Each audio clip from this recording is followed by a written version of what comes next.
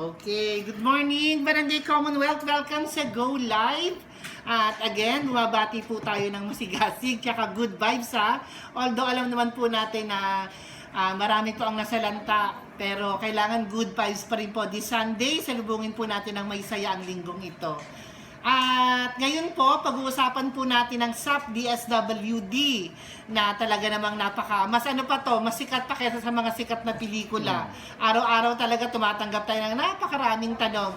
So this time, pag-uusapan po natin at sasagutin po natin yung pong mga katanungan po ninyo. Ready po tayo sumagot dyan. Ito po yung mga tungkol sa mga nawalang form, nagpalit ng number, yung mga pangalang napunta sa ibang barangay, tapos meron mga nag-chat na payout na raw sa ganito, payout na raw sa ganyan, sa ganitong date. Ngayon po, liliwanagin po natin lahat yan. Kaya meron po tayong announcement, and please lang, pakiintindi lang po yung pong ating announcement.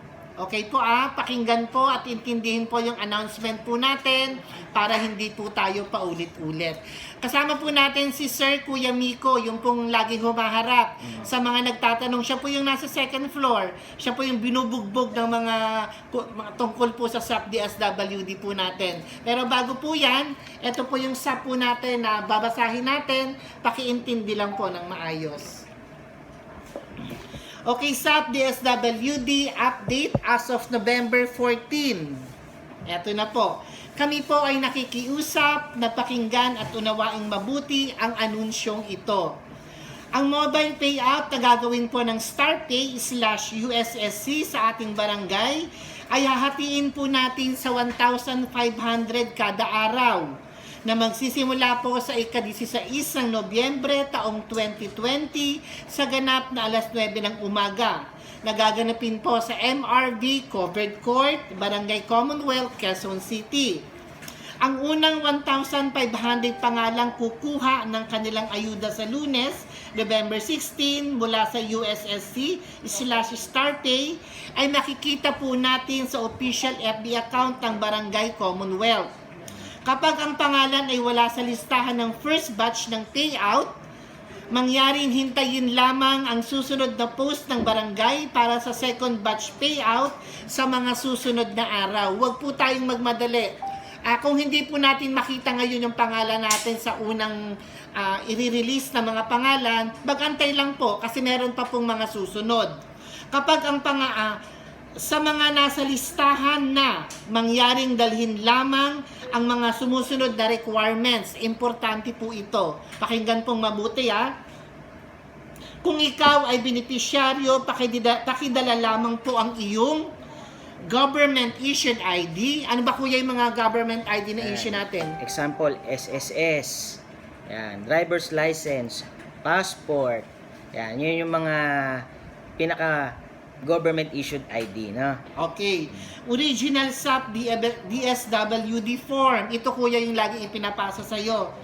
O yung cash out reference number. Ito ay makukuha po natin sa araw ng schedule ng payout sa MRB Covered Court. Pero paliwanag din ni Kuya Miko. Yan. Yung reference number, ibibigay natin yan sa inyo. Hindi po kasi natin pwedeng i-post yan sa Facebook. Baka po manakaw ng ibang tao. Yes. Kaya personal po na ibibigay po yan ng ating mga kawani ng barangay. Siyempre sa pangunguna ng kapitan, kasama po ng ating mga kagawad. Sila po yung personal na mag-aasikaso po bukas doon po sa mangyayaring mobile payout ng USSC. Kung hindi po ko nagkakamali, Western Union po yan. No? So pag nakuha nyo po yung reference number nyo, dediretso po kayo dun sa lamesa po nila, sa table po nila para po maklaim yung ayuda na para po sa inyo. Okay, yan po yung reference number Nakukunin po ninyo on the day na payout po sa MRB Covered Court. Kung wala pong ID, maaari din po tayong kumuha ng Barangay Certificate of Residency. Doon na rin po ito sa MRB Covered Court makukuha. Kuya, ano tong Certificate of Residency? Wala kayong ID, wala kayong pagkakakilanlan. Yan. Si barangay tutulungan po kayo, mabigyan kayo ng Certificate of Residency. Ito yung gagamitin nyo para maklaim nyo yung ayuda na para sa inyo. doon na rin po natin to kukunin sa MRB Covered Court para maiwasan na po yung pagpunta po dito sa barangay, tapos pupunta na naman sa MRB, inilapit po ni Kapitan at saka ng ating mga kagawad yung serbisyo ng barangay doon mismo sa venue po ng payout. Okay. No? So ito po ay upang maiwasan na po ang mamamasahe, panang doble, ito nga sinasabi ni Kuya Vico, yung pabalik-balik. So pagka nandun kayo tapos may kulang, andun po yung mga kagawad po natin. Kung hindi po makakapunta, ito importante po ito mga kabarangay, kung hindi po makakapunta ang beneficiary, pwede pong authorization letter. Dalhin lamang ang original ID ng beneficiary sa form at ID ng authorized person. Kuya, paliwanag ulit po ito. Napakasimple lang naman ito, di ba? Pero papaliwanag pa rin natin. Kunyari, si beneficiary, kunyari ako po yung nakapangalan sa subform, hindi po ako makakapunta. Yan. Pwede nyo pong ipalakad sa pinagkakatiwalaang kamag-anak. Hanggat maaari, yung pong papupuntahin natin, yung authorized person na uutusan po natin, nandun po sa beneficiary natin. Kunyari, asawa, anak, ayan. Para hindi po tayo mahirapan kilalanin kung sino po yung authorized person. Huwag po sa kapitbahay, hindi po i-honor yon. Hanggat maaari, kamag-anak. No? Okay. Padala nyo lang po yung mga requirements tulad po ng authorization letter at saka yung beneficiary, ID po ng beneficiaryo. Syempre, original ID rin po ng authorized person. Original po lahat hindi po Xerox copy. Okay. Ito pang importante po ito. Marami rin po tayong tinanggap na tanong itong issue na to Kung sakali naman napatay na po ang beneficiary, dalhin ang mga sumusunod. Ito yung issue na paano daw po kung namatay na yung mismong may-ari ng form? Makukuha pa daw po ba ng kamag-anak? Ito po, ipaliliwanag po ulit sa atin ni Kuya Miko isa-isa. Titingnan po natin na Kuya Miko, birth certificate. Syempre, patay na yung beneficiary natin. Kunyari, yung nakapangalan doon, patay na. Karapatan pa din naman natin makuha po yun. Yes. No? So, dalhin nyo lang po yung death certificate. Yan. Tapos, marriage certificate Kung kasal. Okay? Kung anak naman po yung pupunta, Yes. yung pong birth certificate. Kasi makikita po doon kung talagang mag-ama sila o mag-ina nung namatay na beneficiaryo. Okay? Magdala rin ng ID at original sa form ng beneficiary. Importante po yon. At kung hindi naman po kasal, kailangan po ng certificate of cohabitation. Ako kuya, hindi ko to alam to talaga. Aminado ko. What is cohabitation? Cohabitation, yung nagsasama ng hindi kasal. Okay. Kunyari, nagsasama sa isang bubungan. May anak, may pamilya, pero hindi po kasal. Yan, ang kailangan po natin na certificate of cohabitation. Yung certificate of cohabitation, hindi na rin po natin kailangan pumunta pa ng barangay. Ilalapit na rin po natin yon doon sa MRB para isang gastos lang po sa pamasahe. Hindi na po tayo lalayo, hindi na po tayo mahirapan sa secure po ng mga requirements po natin. Okay, doon na rin po yan mismo sa MRB Covered Court. At ito pa, isa pa pong importante kasi although maluwag na po tayo ngayon, pero kailangan pa rin natin i-apply ang health protocol. So panatilihin po natin ang disiplina sa pamamagitan ng pag-obserba ng social distancing measures, magsuot ng face mask, magdala rin po tayo ng sarili nating black ball pen para hindi po naghihiraman. Kasi minsan po, madalas, nagiging cause of delay po talaga yung hiraman ng ballpen. Yung may sumusulat tapos may nag-aabang. Hanggat hindi magpapalitan hanggang sa yung may-ari ng ballpen nawawala na lang. Tapos, alcohol or hand sanitizer. Kailangan po natin. Actually, lahat naman ng every individual na rin po talaga ngayon. Pag tiningnan mo yung bag, bukod sa lipstick at suklay, meron na po talagang hand sanitizer or alcohol. So, although meron na po yan, i-remind pa rin po natin yan na kailangan po nating magdala ng sanitizer or alcohol. Maaari din pong magdala ng biskwit at tubig para makain habang pumipila. Kasi alam naman po natin na mahaba-haba pong pilahan to, mahaba-habang labanan. So mabuti na po yung handa kayo, meron kayong biscuit, napakagandang pampalipas gutom po niyan. At syempre yung tubig to avoid dehydration. At paalala, ito po ay paalala, bukod po sa amin ni Kuya Miko, syempre, paalala rin po ito na basahin, unawain, basahin muli, at unawaing maigi. Walang kinakailangan paulit-ulit po yan. Post natin sa Facebook. Yes. No? Isa pa po sa paalala, dagdag natin tidang, hindi natin naisama dyan. No? Meron pong service fee yung mangyayari pong mobile payout ng USSR o ng Western Union na magaganap po bukas. So magdadala po tayo ng 50 pesos bilang service fee po doon sa gagawin po nilang serbisyong mobile payout, no? Para hindi na po tayo maabala. Magdadala na tayo ng eksaktong 50 pesos para po doon sa serbisyo po nila. Okay, mga kabarangay? Ayan, importante po yun na reminder. Kung pa pwede hanggat buo ng 50 pesos, wag na po yung susuklian Wag para na. hindi na po abala.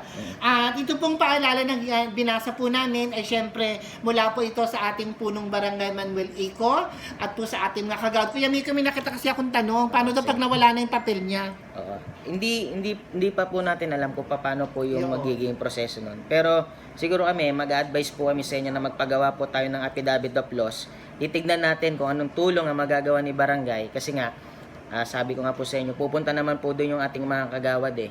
Nangako po siya, kompleto po yan bukas. No, kasama po yung ating SK chairman na aalalay po sa atin doon. So pag nandun na po tayo, dalhin po natin ang affidavit of loss. Nandun naman po yung pangalan ninyo. Susubukan po natin na tulungan po kayo. Kuya, paano yung pangalan nalipat sa ibang barangay? Yan. Marami pong nangyayaring Yes. ganyan yan. O, kunyari, ito linawin lang po muna natin. Ang schedule po natin sa Barangay Commonwealth ay mobile payout. Yung Okay. parang tinatawag po nilang manual payout, no? Kaya po mobile payout kasi yung USSR o Star Pay bababa po sa barangay natin para doon po ganapin yung payout ng DSWD. Meaning, sila po yung mangunguna po dito. Sila po yung magpe-payout po ng ayuda natin. Ngayon, yung proseso po natin dito, alphabetical.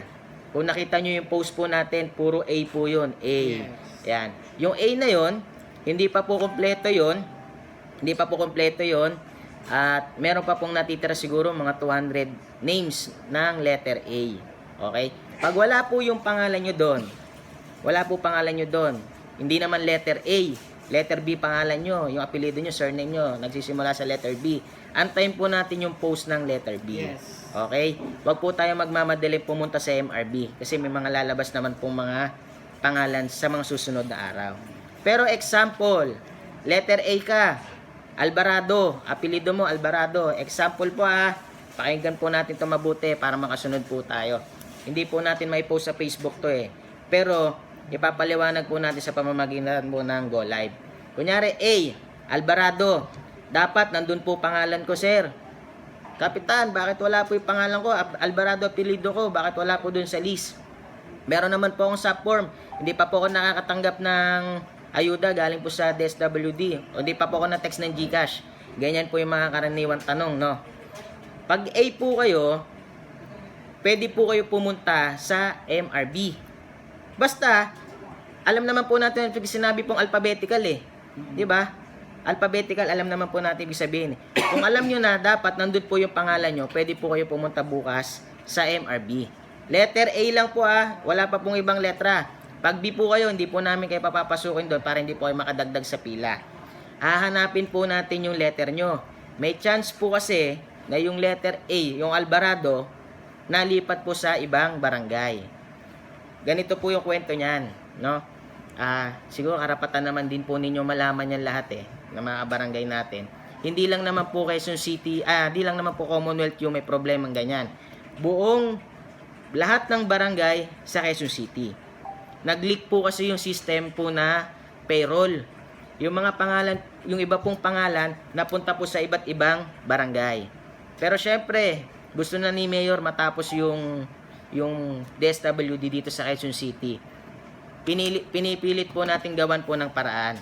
Ang ginawa po natin, ang ginawa po ni Mayor sa pamamagitan po ni Sir Ricky Corpus ng BCRD, ibinigay po yung listahan, pinabigay po yung listahan ng kabuang payroll po ng Quezon City. Okay? Doon, makikita po natin kung saang barangay kayo napunta. At pag nakita po natin yung pangalan nyo po doon, example, Alvarado nga po na apelido nyo, dapat nasa listahan kayo ng Barangay Commonwealth pero wala po doon. Hahanapin po natin. Pag nakita po natin yung pangalan po natin doon, Alvarado, ibibigay po namin sa inyo yung reference number na para po sa inyo. At sasabihin po natin kung kailan po ang schedule nyo at saan nyo po kukunin. Okay po. Example naman, Tidang, may pumupunta dito sa atin sa mga kabarangay natin. Sir, yung pangalan ko nakita ko po dun sa listahan po ng Kamuning, Barangay Kamuning, Barangay Kaunlaran, Barangay San Bartolome, o Barangay Kaligayahan, kung saan barangay na ninyo nakita yung pangalan nyo. Pupunta lang po kayo sa MRB, no? Maglalagay po tayo doon ng bukod na table para po doon sa mga nakatanggap ng text, nakatanggap ng tawag ng ibang barangay. Para po maservisyohan po namin kayo. Ibibigay din po namin yung reference number po nyon. Pero, kailangan mapatunayan nyo na kayo yon. Yes. Paano? Dadalhin nyo din po yung mga requirements ninyo. Dadala po kayo ng government issued ID, dadalhin nyo po yung subform nyo. Hindi po kami basta-basta magbibigay po ng reference number nang wala po tayong daladalang katunayan na kayo po yun. Okay. Okay? Kuya, wala po akong valid ID. Any ID po ba na pwede kong i-present? Yan. Kung wala po kayong ng government ID, bibigyan po natin kayo ng Certificate of Residency. Yun. Katulad na in-announce po natin kanina, kung wala pong ID, kukuha po tayo ng Certificate of Residency, inilapit na rin po ng ating kapitan at ng ating mga kagawad, doon na po mismo sa MRB natin kukunin. No? Example, tidang, tuloy lang po natin. Letter A tayo, pupunta tayo. Pero kung schedule naman, letter B na. Letter B at wala pa yung pangalan nyo, pwede kayo pumunta. Basta taga-barangay Commonwealth kayo at meron po kayong subform. Na, ganun po gagawin natin. Schedule na letter C. Doon lang din po tayo pupunta. Hindi po tayo makikipag-unan sa mga letter. Kung nakita natin yung mga pangalan natin, magbe-base po tayo doon sa schedule na sinasagawa po natin sa ating barangay. Okay, malinaw po ba mga kabarangay? Okay. Ito pa kuya, yung bang i-pay out kasama ba po ba yung first tranche, second tranche at mga hindi pa nakakakuha? Yan. Yung list po natin na ibinigay po sa atin ng DSWD, kabuuan na po yun, halo na po yun. First tranche po, Yes. tsaka waitlisted. Lahat na po yun. Okay, nagpalit ako ng number. Kailangan pa ba ng bagong number? Po. Paano po kayo nagpalit, ma'am? Kasi ma'am, yung pinapalitan lang po natin, ina-update lang po natin, yung ibinigay po sa ating listahan ng city, galing po sa opisina ni Mayor, na di umano, galing daw po yun sa GCash, at kailangan pong i-update yung cellphone number. Makikita nyo po yun, nakapost po yan sa Facebook po natin. Pag nandun po pangalan nyo, ibig sabihin, ang tawag po doon, yung tinatawag na unsuccessful transaction. Yun po yung mga invalid cellphone number na pinapahanap po ni DSWD. Okay? Since pinapahanap po kayo ni DSWD, example, nakita po nyo yung pangalan nyo doon. Susulat nyo lang po yung number sa tabi ng pangalan nyo. Pag nakita nyo yung pangalan nyo doon, may makikita po kayong katabi doon, number. Kung di po ka nagkakamali, 5 number. Yung number na yun, isusulat nyo po doon sa Xerox copy nyo. At yun po yung dadalhin nyo po dito sa barangay, kasama po nung updated cellphone number nyo. Tinatanong po natin, sagutin na rin po natin yan, kailan po yung payout nun ng mga invalid na nagpa-correct po ng cellphone number. Wala pa pong update doon, ma'am, kung kailan. Antay lang po natin yung announcement po ni City, kasi ini-encode pa po natin yan. 4,239 names po yon. Ini-encode pa po natin yon. Pag natapos po natin encode yon, pag binigyan po tayo ng deadline kung kailan po natin kailangan ipasa, ipapasa na po natin yung sa SSDD. Sa SSDD naman po, ipapasa nyo po yung kay DSWD para po magkaroon po ng maayos po na payout. Antayin po natin announcement po nun kung kailan. No? Okay, ito si Yana. Sana po ma-post na po lahat ng ito. Hindi naman po pwede, Yana. At inahati-hati po yan kasi iniiwasan naman po natin yung pagdagsa ng napakaraming tao dahil under pandemic pa po tayo. So magantay lang po. Huwag magdadali, huwag masyado excited. Parang Pasko lang yan, darating at darating yan. Gusto man namin pong gawin yon. Kaya lang, aminin po natin sa hindi, may mga kabarangay po tayong matitigas ulo. Pag sinabing ganito yung schedule nila, 8A ngayon, bukas, pupunta na kaagad. Antayin lang po natin, no? Huwag po kayo mag-alala at ibibigay naman po natin yung listahan na meron po tayo. Ginagawa po natin yun, hindi naman po sa may tinatago tayo. Ginagawa po natin yun para din po sa security natin pong lahat. Dahil nga po, sabi ni Ate Dang, hindi pa rin po tayo natatapos sa kaso ng COVID. No? Under ano pa rin po tayo. So, kailangan pa rin po natin mag-ingat. Mas maganda po may sistema kaysa wala. Oo. Tandaan po natin yan. Maganda yung meron tayong sinusunod na kahit na maliit na rules para masunod po natin yung health protocol na pinasusunod po ng barangay natin at syempre ng city para hindi naman, baka mamaya mapicturean na naman ng barangay, ma-video, ma-post, kawawa na naman po kami. So, Pag sobrang dami ng tao, hindi na nasusunod ang social May distancing. rules po tayong sinusunod, hindi po pwedeng basta-basta na lang. So actually, Kuya Miko, pare-pareho lang yung tanong nila at lahat naman nasagot mo na actually. So wala na rin namang bago yung mga palit ng number, napunta sa ibang lugar, kung nakatanggap ng first tranche, tatanggap pa ba ng second tranche, yung mga hindi pa nakatanggap ng first up to second tranche, lahat yan nasagot na po natin. So maghintay na lang po bukas, Monday Kuya, di ba? So Monday na po magsisimula. Ikaklaro lang po natin, yun po ay letter A. Tandaan po natin na hindi po kasama ang B, C, D. Letter A lang po lahat yan. Kasi ang ginawa po ni Kuya Miko, since napakadami, it's alphabetical order. So lahat lang po ng letrang A, Tagalogin na po natin bukas. Pero tidang linawin natin. Oo. Yung letter A po bukas, hindi pa po yun sakto Oh, yes. 1,500 lang. Kulang pa daw pala yun. Kasi per day po, ang payout po na kaya lang po ng USSR o nung Western Union ay 1,500 lang. Yes. Kaya yun lang po muna yung pinost natin. Meaning, hindi pa po kompleto yung letter A. Kunyari, letter B na. Ipopost na natin letter B. Diba? May chance na yung letter B, 1,300 lang. Magkakaroon ng letter C yun. Yun. Yan.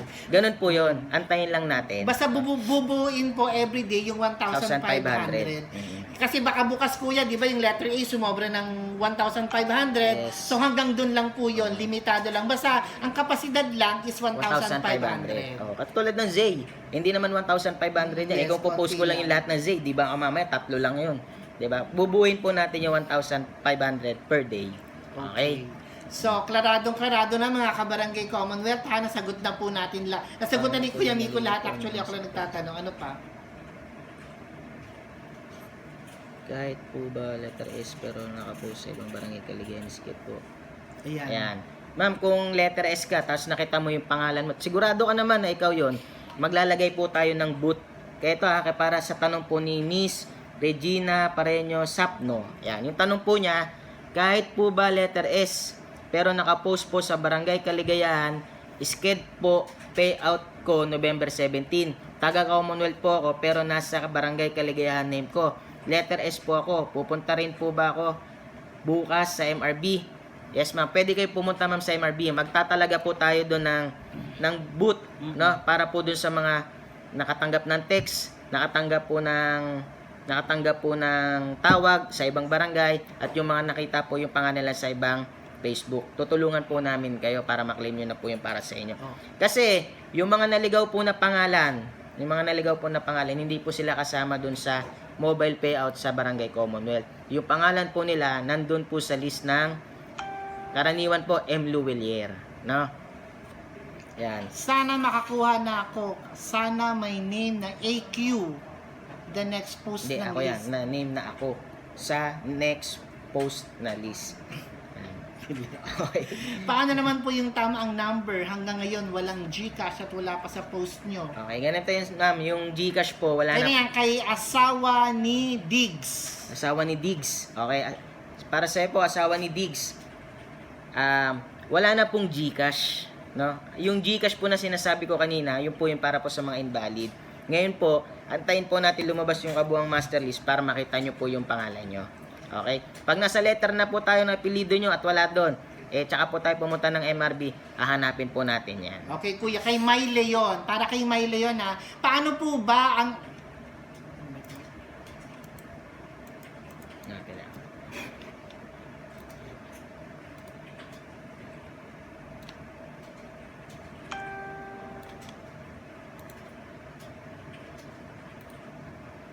Okay, yan. Kay May Leon. Paano po ba ang apelyido na lumabas sa listahan ng Barangay Commonwealth? Tama naman po sa sulat namin sa subform, kulang po ng isang letra. Okay, ma'am. Pagka ganun, ma'am, Miss Maylin. Yan, Maylin. O, punta lang tayo sa MRB, ma'am. Tignan natin kung ano po yung problema ng subform mo. Kung kulang ng isa, tignan natin kung ano po yung pwedeng magawa po ni barangay. Huwag po kayo mag-alala. nandun po yung mga kagawad po natin bukas, tutulungan po nila tayo. No? Ito si Sherlyn De Guzman parang galit. Pero noon pa po kami nag-update sa inyo. Di pa po kasama sa payout ngayon. Ma'am, yung sinusunod po namin galing po ng DSWD. Ma'am, ano po ba yung apelido natin? Parang De Guzman pa po tayo. Letter D. Hindi pa naman po tayo naglalabas ng letter D, ma'am, no? So, intayin po natin. Pag lumabas po yung De Guzman, ma'am, malay nyo, nandun na po kayo. Pag wala po doon, pumunta po tayo ng MRB sa schedule po ng letter D. Kung apelido po talaga ninyo ay De Guzman. Para hanapin po natin yung pangalan nyo. Baka naligaw yun, ma'am. Hindi na natin na. Hindi naman po barangay may kagustuhan na maligaw po yung mga pangalan natin. Unang-una, kanyari, tayo, encoder po tayo, Commonwealth. Hindi naman po pwedeng lalagay natin dyan, Hermes Santiago, Barangay Caligayan. Wala naman pong ganun. Siyempre, alam po natin na yung ini-encode natin, mga taga-barangay Commonwealth. Hindi po mistake ng Commonwealth So, hindi lahat ng, hindi mistake ng buong barangay. Ng buong barangay ng Quezon City. Nagkaroon lang po talaga ng problema sa system. Nag-leak lang yung system nila. So, yun, ginagawan po ng paraan ng ating mayor. Huwag po kayong mag-alala, tutulungan po natin kayo, no? Okay, meron pa ba? Sherlyn De Guzman, pwede daw napunta sa MRB bukas. Paano po kung ang dating sulat na number doon sa form tapos po nawala at napalitan na ba? Ano ba? Opo po. Sino ba? Saan ba? Si IPA? IPA. Paano po kung yung dating sulat na number doon sa form tapos po nawala at napalitan na? Baka po doon i-text. Yan, ma'am. Ayun, oo, kuya. O ma'am, wala na pong GCash, no? Pero kung kasama po yung name nyo, doon po nga po sa mga invalid transaction, unsuccessful transaction, tsaka invalid cellphone number, na makikita nyo po dyan sa post po ng Barangay Commonwealth, tsaka po tayo mag-update. Pero kung wala po doon, wala na pong magte-text sa atin, ma'am. Wala na pong magte-text ng GCash. Antay na lang po natin na may post po natin yung pangalan po natin sa Facebook account, no? Ito naman mga kabarangay, malinaw naman po yung mga announcement natin doon sa Facebook ng Barangay Commonwealth. Intindihin lang po natin mabuti. Ano? Okay, so halos lahat na nasagot. Kasi yung iba naman paulit-ulit ng tanong yan, pero isa rin naman po yung sagot.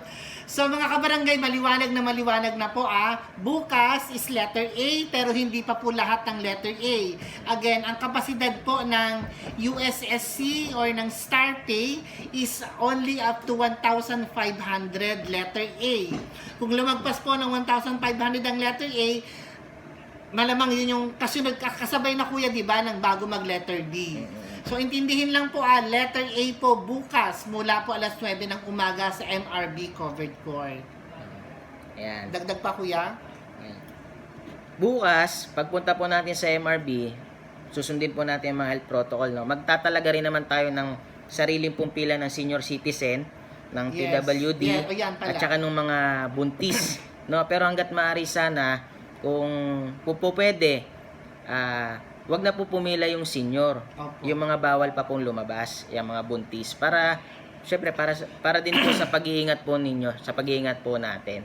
Pero maglalagay po tayo ng pila doon. Kasi sigurado naman tayo may mga senior citizen na napupunta pa din. No?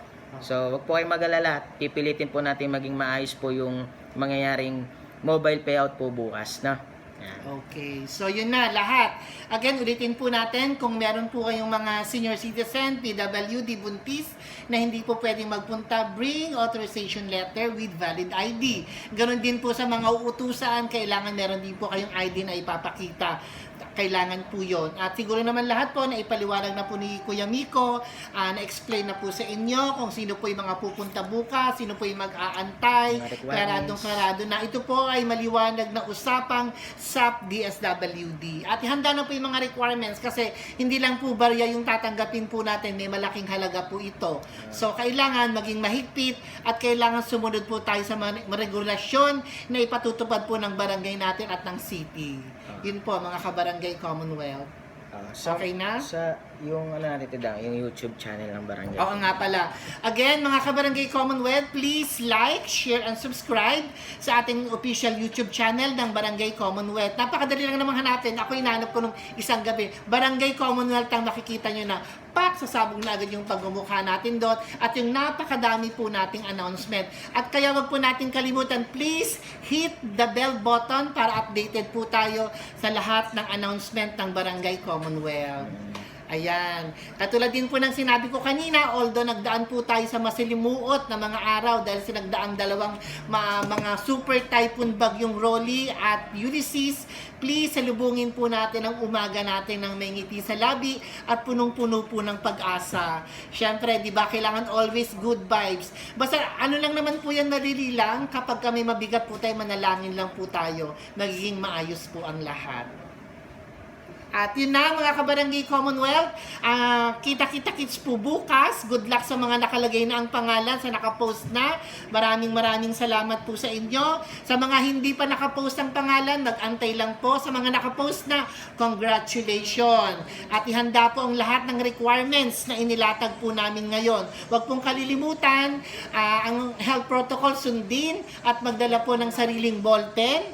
Magdala rin po ng biskwit at tubig, pamatid uhaw at pagpalipas gutom. Okay na, At siguro. yun na mga Barangay Commonwealth, maraming salamat mula po sa ating punong Barangay Manuel Eco, sa lahat ng ating hardworking kagawad down on the base, at si Kuya Mikoy sumagot ang lahat ng katanungan po ninyo. Maraming salamat. Happy Sunday and God bless Barangay Commonwealth. Bye-bye, barangay. Bye-bye. Thank you.